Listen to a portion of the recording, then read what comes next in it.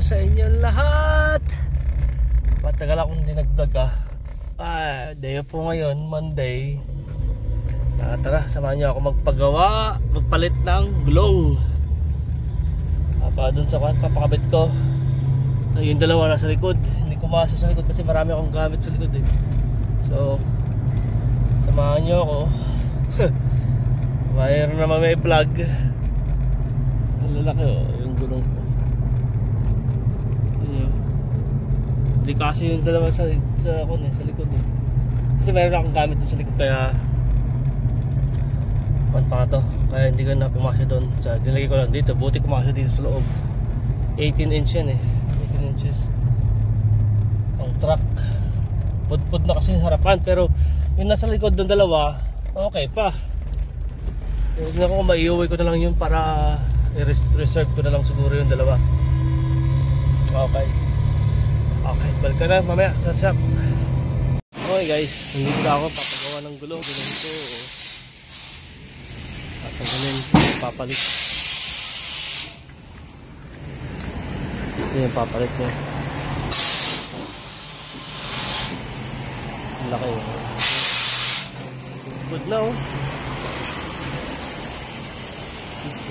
good.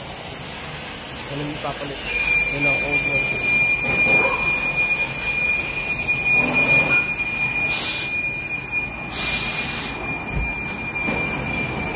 Back shock siya ano maganda. Tignan natin pagkatapos pagkalagay na. Okay, balik. Ayan guys, malapit na matapos. Nalagay na yung bago. May motor dito. Layo na po. Ayan, okay na. Ayan na apat. Ito banda rin ang laki. Ano naman. Yan, tapos na. Okay na. Nakakabit na. Maganda yung pagkakabit. Ang laki pala ng gulong ko eh.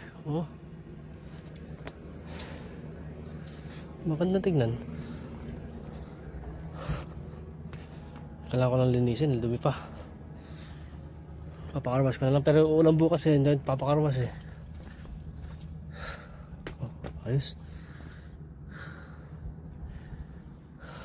Ganda. Laki pala eh Kita aggressive look. Lalaki ng mga thread. Lalaki. So last lang yan. Okay. Tayo mamaya. Alright.